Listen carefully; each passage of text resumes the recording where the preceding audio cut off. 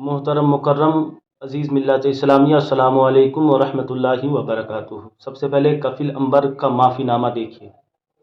محترم حضرات، السلام علیکم ورحمۃ اللہ تعالی وبرکاتہ۔ مورخہ 12 نومبر بروز منگل، مقام مٹیا، پوسٹ رانی پترا، ضلع پورنیہ، بہار کے زیر اہتمام ایک کانفرنس منعقد ہوئی جس میں بحیثیت ناظم مدعو تھا۔ دوران جلسہ ایک نہایت ناخوشگوار واقعہ سرزد ہوا جو قطعی طور پر نہیں ہونا چاہیے تھا۔ جماعت اہل سنت کے باوقار عالم دین، خطیب اہل سنت، خلیفہ حضور تاج شریعت حضرت علامہ مفتی شہریار رضا خان صاحب قبلہ کی شان علم و فضل میں مجھ سے گستاخی ہو گئی۔ سوشل میڈیا پہ وائرل اس ویڈیو سے ہر کس و ناکس باخبر ہے۔ واقعی حالات کے تناظر میں میری قوت فیصلہ کی کمی کی بنیاد پر یہ گستاخی ہو گئی، جس کا احساس مجھ کو بار بار احساس ندامت دلا رہا ہے، اور میں اپنی اس حرکت پہ صدق دل سے نادم ہو کر علامہ موصوف سے طالب عفو ہوں۔ مجھے یقین ہے کہ وہ معاف فرما کر اپنی محبت کا سایہ مجھ پر دراز فرمائیں گے۔ ان اللہ عفو و یحب العفو۔ تمامی خیر خواہوں سے بھی معذرت اور عفو کی امید ہے۔ اللہ خالق ہو کر بندے کی خطا کو معاف فرماتا ہے۔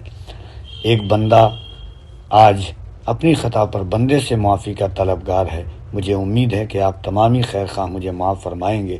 اللہ ہم سبوں کو مسلک اہل سنت یعنی مسلک اعلیٰ حضرت پر قائم و دائم رکھے، آمین۔ آپ کا چھوٹا بھائی کفیل امبر اشرفی۔ یاد رکھو دوستو، یہ سوشل میڈیا کا زمانہ ہے۔ آپ نے آپ جو حرکت کیے مفتی صاحب کے ساتھ میں، یہ بالکل غلط تھا۔ مفتی صاحب جبکہ ایک مفتی ہونے کی حیثیت سے، ایک عالم ہونے کی حیثیت سے ان کی ذمہ داری ہے کہ محفل میں، اسٹیج میں اگر کوئی خرافات ہو، کوئی اسٹیج کا ماحول بگاڑنا چاہے، پامال کرنا چاہے، اسے روکے۔ جبکہ آپ اس کالا ناک کے چکر میں، اس بے سورا کے چکر میں، جسے زبر اور زیر کا کوئی خبر نہیں، جسے تجوید ترتیل کا کوئی عطا پتہ نہیں، اس کے چکر میں آپ اپنا ماحول خراب کیے۔ بتائیے، آپ اس بے سورا کے چکر میں اپنا ماحول خراب کر رہے ہیں، خراب کیے ہیں۔ بتاؤ کیا ضرورت تھی؟ آپ تو نقیب آدمی ہیں، آپ کو کیا ضرورت تھی مفتی صاحب سے اس طریقے سے باتیں کرنا؟ آپ کو آنا نہیں چاہیے۔ مانے مفتی صاحب نہ آئے، وہ بنا دعوت میں آئے تھے؟ بتاؤ، وہ نہ آئے اور تم شبیر برکاتی آ رہا ہے، آپ کو آنی نہیں چاہیے؟ آپ اور تماشا ہو، آپ اور دیکھیں۔ یہ کیا طریقہ ہے آپ کا کہنے کا؟ یہ جو معافی مانگ رہے ہیں، میں سارے لوگوں سے کہتا ہوں، ان لوگوں کی یہ رویہ ہے، غلطی کریں گے پھر معافی مانگیں گے، پھر غلطی کریں گے۔ جیسے اور لوگوں کا ایک پارٹی کا ہے، میں جو کہنا چاہتا ہوں سمجھ رہے ہیں، لیکن ان لوگوں کو ایسے ہی نہیں، معافی مانگنے سے آپ معاف تو کر رہے ہیں، میں بھی چاہتا ہوں اللہ معاف کرے، خیر، لیکن پھر بھی آپ اسٹیج کی دنیا سے، ہے نا، ان لوگوں کو قریباً 2 4 5 مہینہ تک دور رکھا جائے، جب تک ان کو شرمندگی نہ ہو جائے، ندامت نہ جب تک نہ ہو، تب تک ان کو بائیکٹ کیا جائے، دور رکھا جائے۔ سمجھ رہے ہیں؟ یہ جو معافی مانگے صرف اور صرف سوشل میڈیا کی زور کی وجہ سے، ہر طرف آواز اٹھنے لگی مفتی صاحب کے حوالے سے اور کفیل امبر کے خلاف، یہ شبیر برکاتی کے خلاف، تب جا کے معافی نامہ چھوڑ رہا ہے، معافی نامہ بھیجا ہے، سوشل میڈیا میں کہہ رہا ہے۔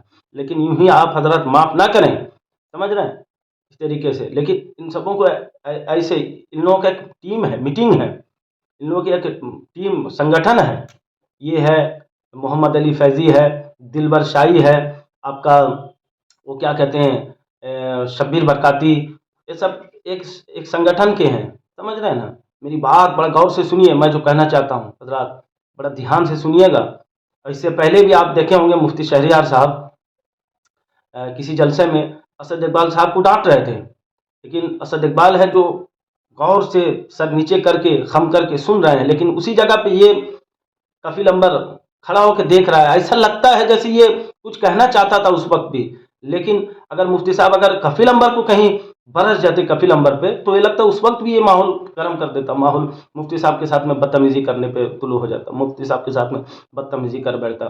لیکن نہیں، وہیں پہ اسد اقبال ہے، بڑی سنجیدگی کے ساتھ سن رہا ہے، اور سنا، کچھ بھی بولا نہیں۔ پتہ ہے وہ اسد اقبال ہے، جب تو کفیل امبر، جب تو وہ دھول اور مٹی کے درمیان کھیل رہا تھا نا، وہ اس وقت سے نعت پاک پڑھا کرتا تھا۔ وہ شاعر ہے، ہندوستان کا انٹرنیشنل شاعر ہے۔ تو ہفتہ 15 دن نہیں ہوا مفتی صاحب کے ساتھ میں اتنی عالم بعمل باذوق عالم، ہندوستان کا ایک نامور ہندوستان کی ایک نامور شخصیت، ان کے ساتھ میں بدتمیزی یہ آپ کو زیب بالکل نہیں دیتا ہے۔ اور میں تو بھائی ایسے لوگوں کو معاف کرتا ہوں، لیکن دل سے نہیں، بلکہ میں کہتا ہوں ان کو اور بھی کچھ مہینہ تک یوں ہی بائیکاٹ کیا جائے، کچھ مہینہ تک اسٹیج کی دنیا سے دور رکھا جائے، تب ان لوگوں کا دماغ جو ہے ٹھکانہ میں آ جائے، اس سے ایک اشارہ اور لوگوں تک پہنچے، اور لوگوں تک یہ جو ہے خبر پہنچے کہ نہیں، یہ ہندوستان کی عوام معاف کرنے والی نہیں ہے، یوں ہی چھوڑنے والی نہیں ہے۔ آپ شبیر برکاتی بے سورا کے چکر میں، اس کے بعد ایک پروگرام ہو اس میں صفائی دے رہا تھا، کہہ رہا تھا عزت، بتاؤ جس میں زا ہے اس کو جیم نکال رہا ہے، بتاؤ شین اور سین کا کوئی خبر نہیں، زا اور جا میں کوئی خبر نہیں، پتہ نہیں، اس کے چکر میں ماحول خراب کر رہا ہے۔ اب مفتی صاحب نے جو کہا بالکل صحیح کہا کہ میرے مدرسے کے بچے اگر ای کو ہٹا دیا جائے تو میرے مدرسے کے بچے اچھے پڑھیں گے۔ میں تو مفتی صاحب کو سلام پیش کرتا ہوں، مفتی صاحب کی بات بہت بڑی بات، مفتی صاحب کی بات تو بہت بڑی بات ہے۔ میں اپنے مدرسے کے بچے کی بات کر رہا ہوں، اگر میرے مدرسے کے بچے نعت پڑھنے لگے تو اس جیسے بے سورا سے کہیں اچھا پڑھیں گے۔ آپ کیا سمجھتے ہیں؟ اللہ اکبر! ایسے لوگوں کو بائیکٹ کیا جائے، ایسے لوگوں کو روکا جائے، ایسے لوگوں کو بالکل دور رکھا جائے، تب ان لوگوں کا دماغ ٹھکانہ میں آئے گا۔ آج معافی نامہ سوشل میڈیا میں آ کے معافی مانگ رہا ہے، یہ عوام یوں ہی نہیں معاف کرے گی، اور چلا کے کہہ رہا ہے، کیا کہتا ہے؟ آپ کو آنی نہیں چاہیے، آپ کو آنی نہیں چاہیے۔ میں بھی جلسہ پڑھتا ہوں، کیا جلسہ پڑھتے ہوں؟ مفتی صاحب نہیں آئیں گے کون آئے گا؟ بتائیے۔ عالم کا کام ہے دین کی بات بتانا، دین کی بات کو لوگوں تک پہنچانا، اور کون آئے گا؟ تو آ کے شبیر برکات کے ساتھ میں یہی سب کرے گا؟ اب حق ہے، بتاؤ یہ کیا طریقہ ہے؟ بہرحال اس ویڈیو کو آپ خوب شیئر کریے اور لوگوں تک پہنچائیے، تاکہ ان جیسے لوگوں کے ذہن جو ہے نا، عقل و فہم بالکل کھل جائے، تاکہ ان لوگوں کو سمجھ میں آئے کہ ایک عالم کے ساتھ میں الجھنا، عالم کے ساتھ میں بدتمیزی کرنا کیا ہے، اور اس کا پرینام، اس کا نتیجہ کیا ہے۔ بہرحال اگر میری بات اچھی لگی تو آپ ضرور شیئر کرنے پہ مجبور ہو جائیں گے۔ السلام علیکم۔